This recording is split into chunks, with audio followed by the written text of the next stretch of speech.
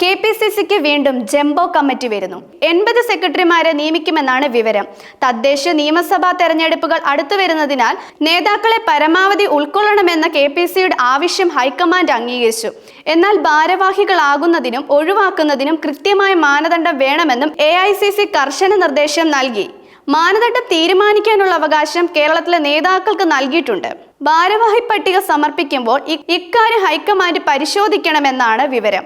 K. Sudhakaran president ആയിരിക്കെ 4 vice പ്രസിഡന്റുമാർ, 22 general സെക്രട്ടറിമാർ എന്ന നിലയിൽ ചുരുങ്ങിക്കൊണ്ടുവന്ന 150 പേരിലേക്ക് എത്താനാണ് സാധ്യത. മുല്ലപ്പള്ളി രാമചന്ദ്രൻ പ്രസിഡന്റ് ആയിരുന്നപ്പോൾ KPCCക്ക് 77 സെക്രട്ടറിമാരുണ്ടായിരുന്നു. ഇവരിൽ പാർട്ടി വിട്ടവരും മരിച്ചവരും നിർജീവമായവരുമുണ്ട്. സുധാകരൻ പ്രസിഡന്റ് ആയിരുന്നപ്പോൾ ഇവരെ ഉൾപ്പെടുത്തിയിരുന്നില്ല. ലോക്സഭാ തെരഞ്ഞെടുപ്പിന് തൊട്ടുമുമ്പ് നിയമസഭാ മണ്ഡലങ്ങളുടെ ചുമതല നൽകി ഇവരെ താൽക്കാലികമായി നിയമിച്ചിരുന്നു. ഇവരിൽ ഭൂരിപക്ഷം പേരും തുടരുമെന്നാണ് പറയുന്നത്.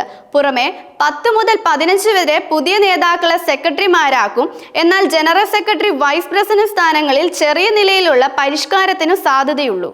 ജനറൽ സെക്രട്ടറി സ്ഥാനത്തേക്ക് 10 പുതുമുഖങ്ങൾ എത്തും. പുതിയ 3-4 വൈസ് പ്രസിഡന്റ്മാരും ഉണ്ടാകുമെന്നാണ് സൂചന.